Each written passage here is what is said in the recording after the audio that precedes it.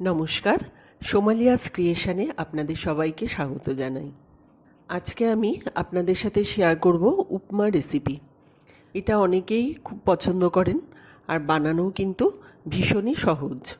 আসুন আমি সুজি দিয়ে কিভাবে উপমাটা তৈরি করেছি আপনাদের দেখাই। এর জন্য আমি প্রথমে একটা ফ্রাইং প্যান নিয়েছি। তার মধ্যে আমি 1 কাপ সুজি দিয়ে দিলাম।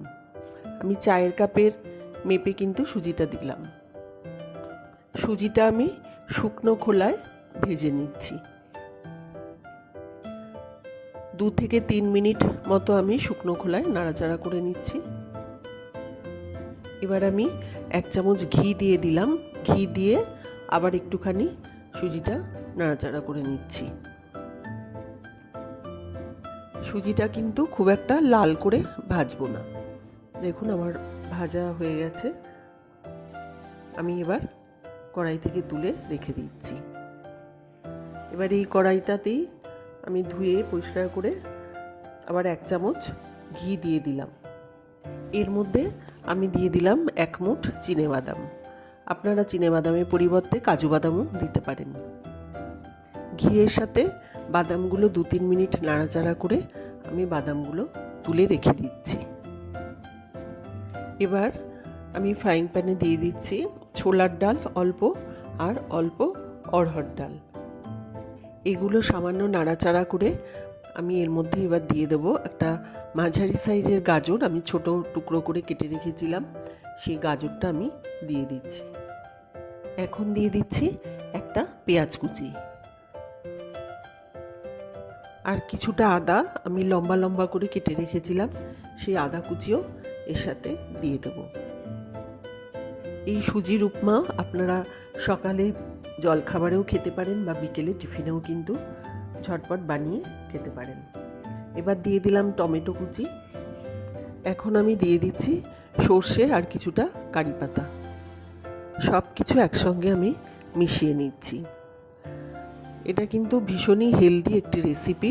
এটা আপনারা ছোট বাচ্চাদেরও খাওয়াতে পারেন। এখন এর মধ্যে দিয়ে দিচ্ছি 1 চামচ নুন।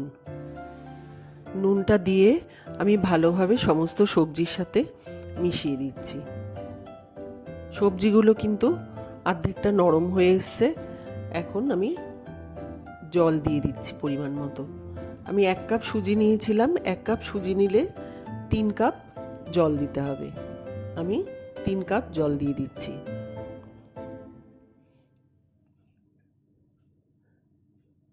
এবার সিদ্ধ হওয়ার জন্য আমি একটু ঢেকে দিচ্ছি। 5 মিনিটের জন্য আমি ফ্রাইং প্যানটা ঢেকে দিলাম।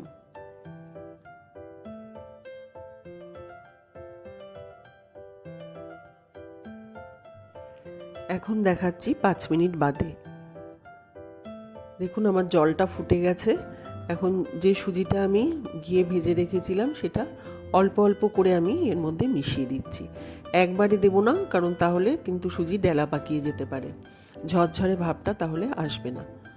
অল্প অল্প করে আমি পুরোটা মিশিয়ে দিয়ে সমানে নাড়াচাড়া করে যেতে হবে।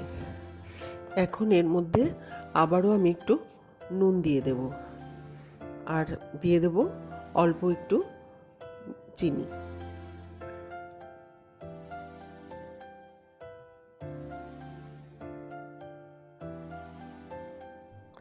আপনারা এই রেসিপিটা বাড়িতে অবশ্যই ট্রাই করবেন। ঘরে থাকা সামান্য উপকরণ দিয়েই কিন্তু এটা তৈরি হয়ে যাবে। জলটা টেনে গেছে এবং সুজিটাও কিন্তু ভালো মতো সিদ্ধ হয়ে গেছে। আমি এবার এটা নামিয়ে নেব। নামাবার আগে আমি যে বাদামগুলো ভেজে রেখেছিলাম সেই বাদামগুলো এর মধ্যে ছড়িয়ে দিচ্ছি।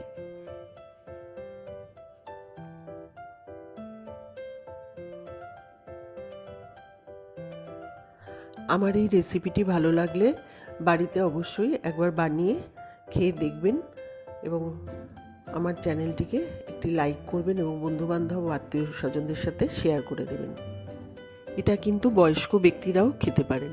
বিশেষ করে যাদের দাঁতের সমস্যা আছে তারা কিন্তু অবশ্যই খেতে পারবেন, কারণ খুবই নরম এটা। এখন আমি 1 টুকরো লেবু নিয়ে লেবুর রস উপর থেকে ছড়িয়ে দিলাম। আমার এই উপমা কিন্তু তৈরি হয়ে গেছে। তবে যারা পেঁয়াজ খান না তারা এখানে অল্প হিং দিয়ে দেবেন। পেঁয়াজ ছাড়াও কিন্তু এই রান্নাটা অসম্ভব ভালো খেতে হয়।